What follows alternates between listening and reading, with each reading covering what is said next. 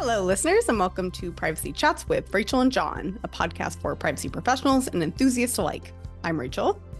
And I'm John, and we are your hosts. So to get right into what this was about, so Rachel, are you ever curious about seeing someone in the street in the public? You kind of, run into somebody and you think that you know them, but you're not quite sure. Like, does that ever happen to you? Yes, unfortunately, it happens to be very often. My memory of faces are terrible at times. It's usually fleeting though. Like sometimes it'll just bug me for the rest of the day.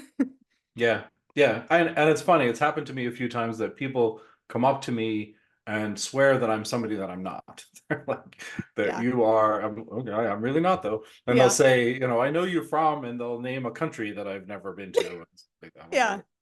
But yeah, so when that happens to you, you could walk up and introduce yourself and ask them who if they are who you think they are, and maybe you'd be correct. Like, in yeah. fact, you probably would be.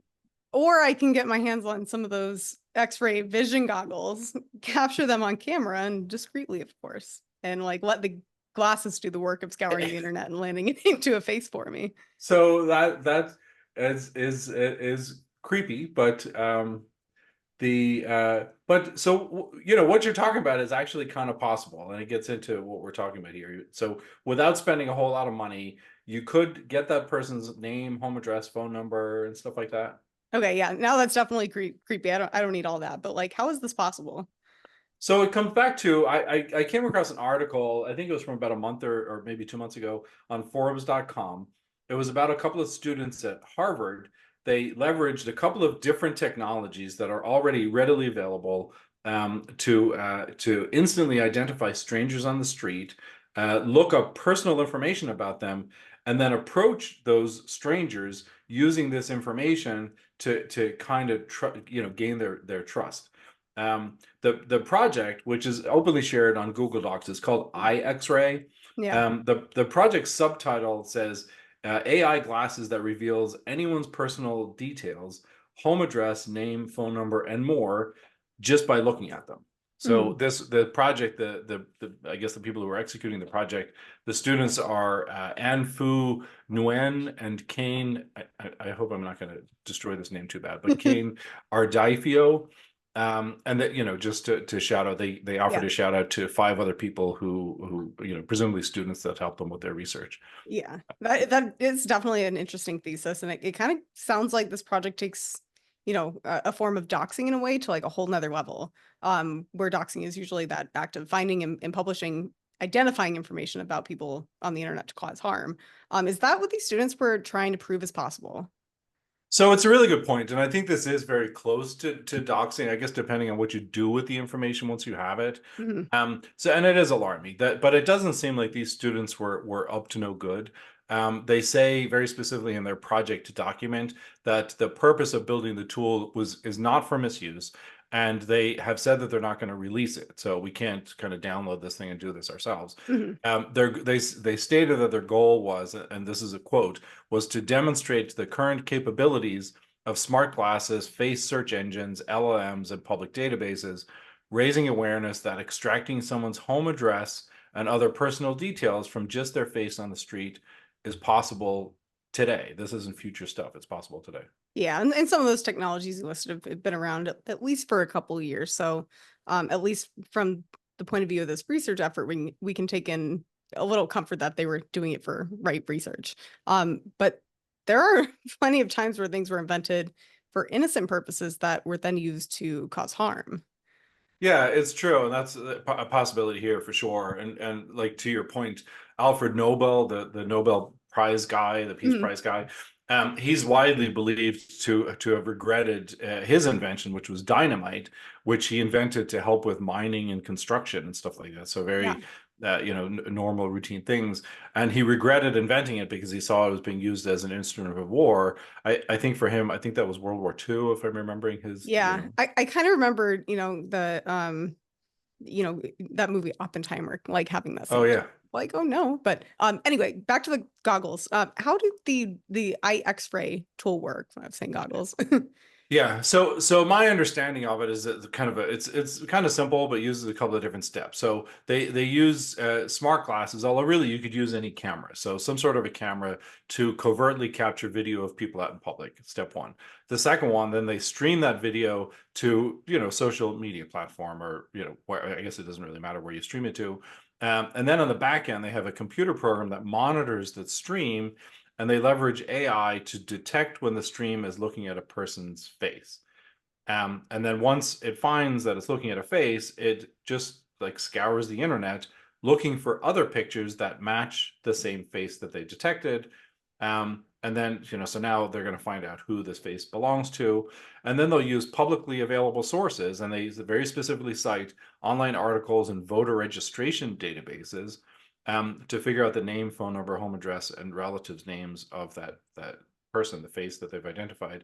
And then finally, for their project, they take all of that information that they find on the back end and they feed it back to an app that they developed that's on their phone.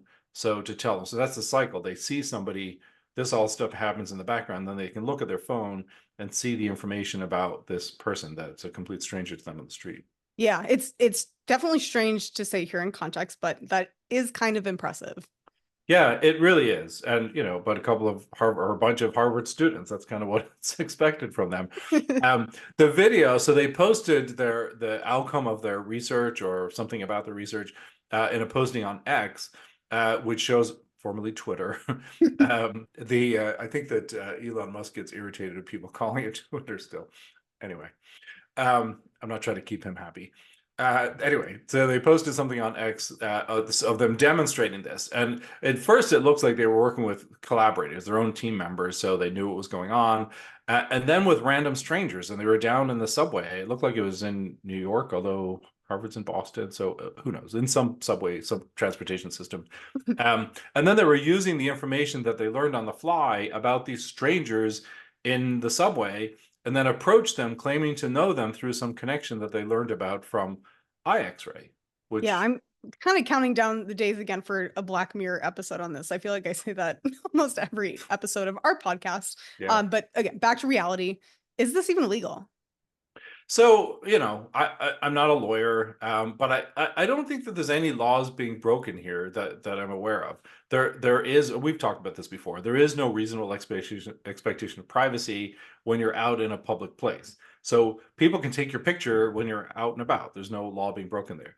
The back-end image search that they're doing with this picture, it's also just searching the internet in like an automated, efficient, fast way to find other pictures that are already on the internet. So, like, searching for pictures on the internet is certainly not breaking any laws.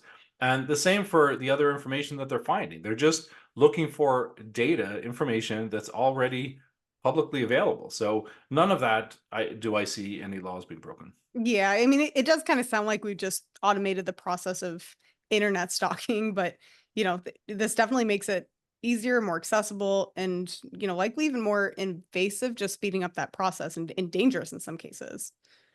Yeah, agreed. And that term that you use there, automating the process of stalking or something like that.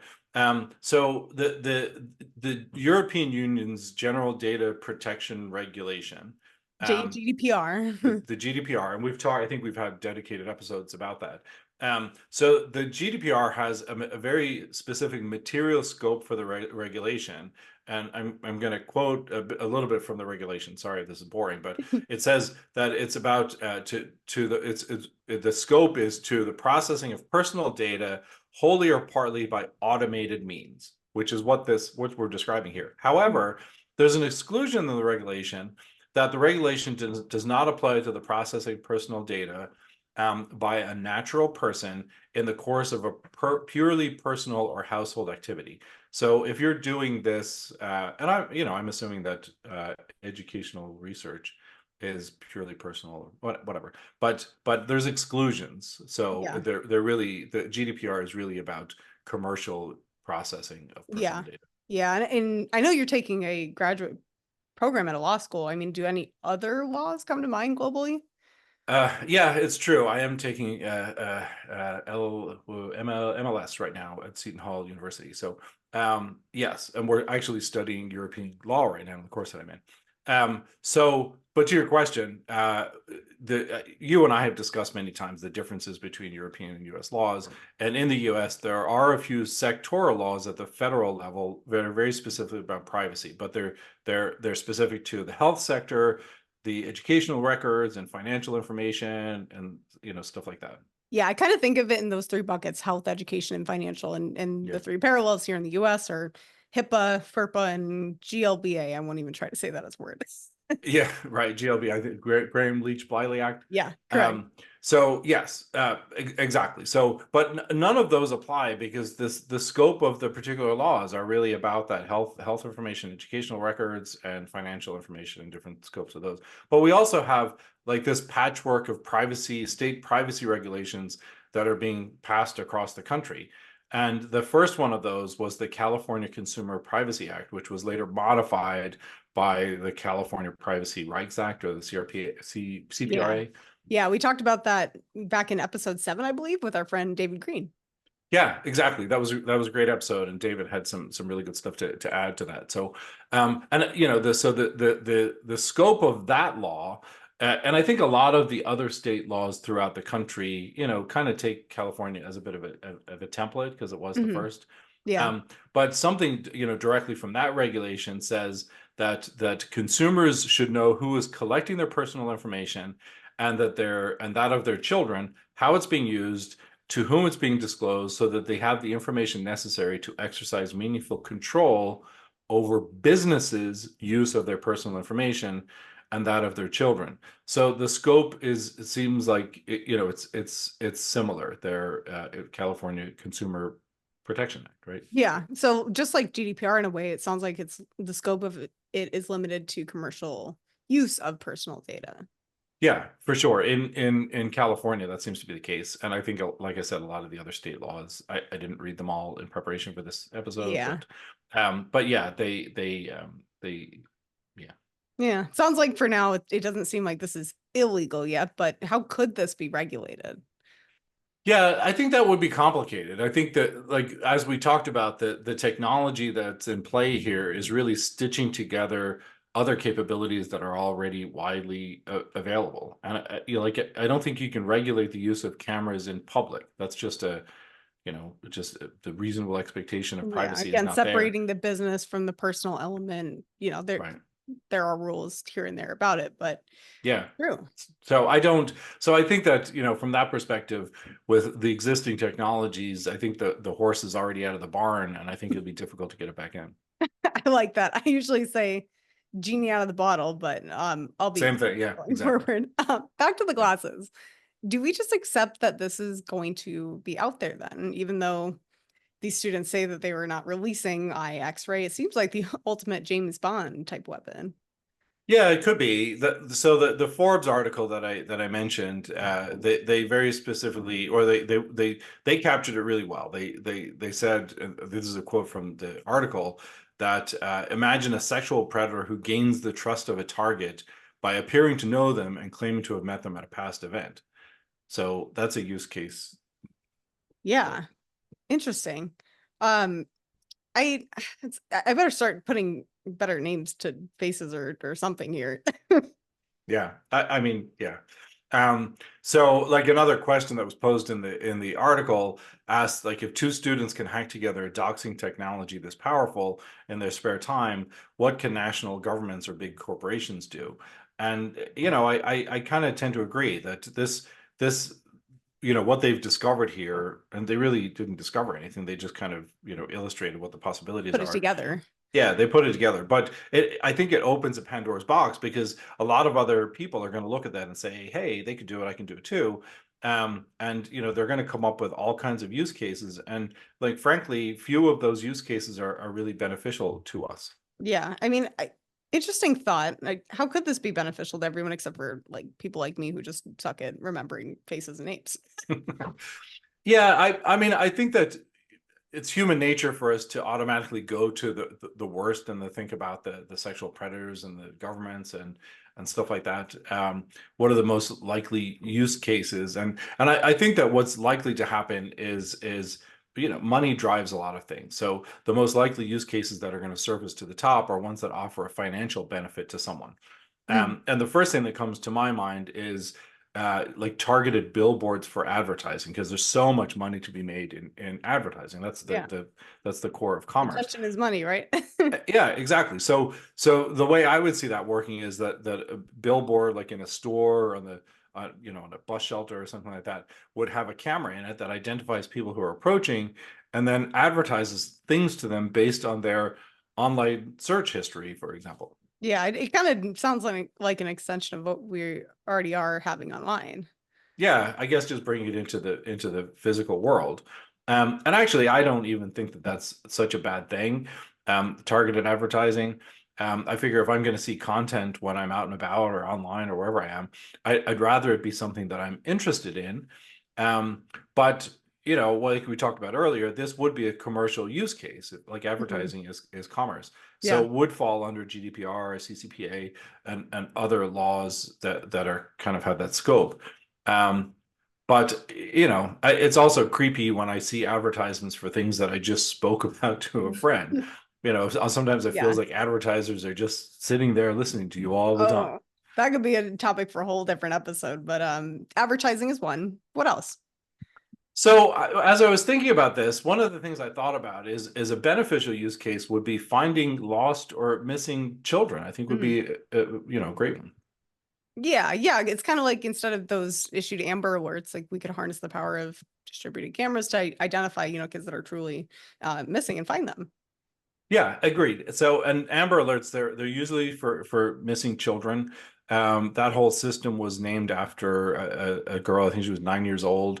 Her name was Amber Hagerman. She Mhm. was kidnapped in Texas and murdered soon after that, when in 1996. Sadly, her murder was never solved. But her legacy, I hope it's working for others. Yeah, it's seriously a tragic case. Yeah. You know, Yeah, the agreed. So, but slightly different from those. The there's a different one called a silver alert. They're yeah. used for missing elderly people, and it's often people who have dementia or confusion or something like that. Mhm. And a distributed camera system using facial recognition, artificial intelligence, machine learning could speed up the process of identifying and finding missing children, adults, elderly, like whoever it is. Whatever. Yeah, no, that'd be great. Could there be even, I don't know, a crime prevention use case for this? Yeah, maybe I don't. I'm not so sure about prevention, but I could definitely see it being used as an investigative tool in solving crimes that have already happened. So kind of after the fact. And conceivably, better crime solving techniques would disincentivize criminals. So that could be lead to prevention. But like an example of that, we've all seen pictures posted like in the evening news or something like that, where the police are looking for help from the community or the public to identify a person. So they'll show some grainy picture taken at a crime scene or a gas station or I don't know, ATM machine or something.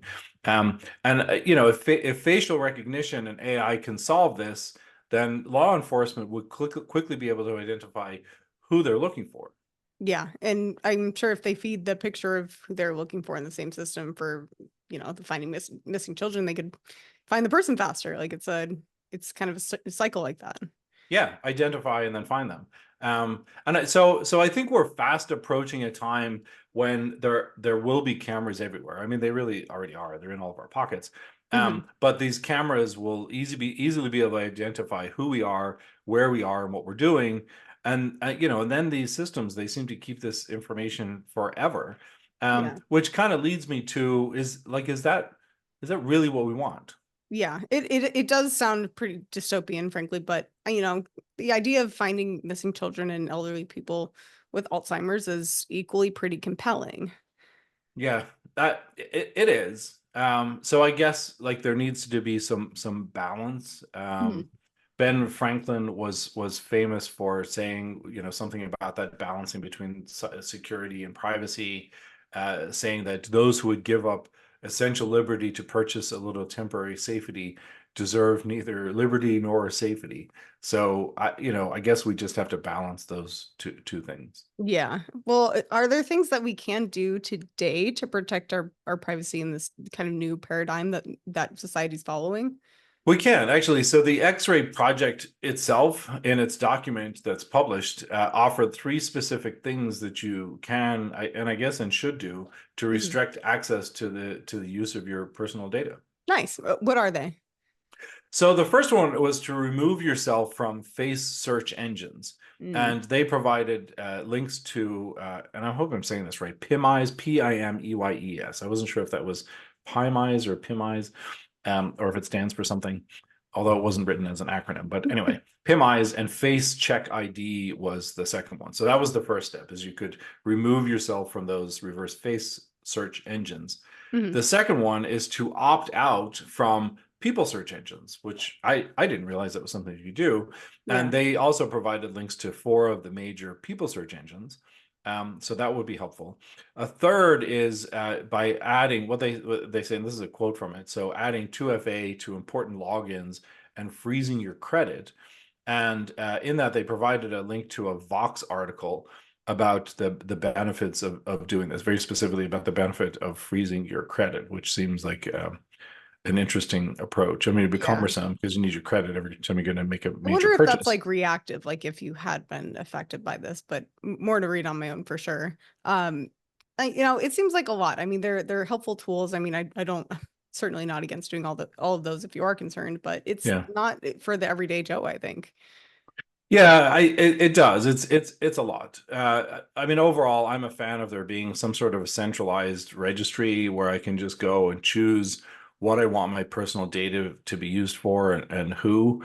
I mean, that would be the ideal for Yeah, me. we're kind of at the opposite stage right now, though, where we're not really sure until it's collected or, it's buried in documents that we must read X number of hours for and find out and then kind of undo that. But it seems very much, kind of opt out rather than opt in right now. Yeah, agreed. There's a long way to go. So my ideal state isn't within reach. But it's utopia. But we covered a lot of ground today. So thank you for leading the research on this one. It is very interesting and a little scary to know how easy it is for, our personal information just to be immediately linked to us as we walk down the street. Granted, all these technologies have existed for a while, so part of me says it's not super surprising. Yeah, I agreed. And yeah, you're welcome. I enjoyed doing the research on this one. It did bring me down some interesting rabbit holes, but we've kind of agreed to try and keep these As episodes the best concise. episodes do, I think. Right. But So yeah. yeah, we can call it a wrap. But before we do, please know this is to our audience that the information shared throughout this episode is totally of our own and not affiliated with our employers or other organizations. These episodes are produced on our own time and are based on our own research and professional opinions. Agreed. So feed the lawyers with that disclaimer right there. Thanks, Rachel, and thanks everyone for listening, and see you next time. See you next time.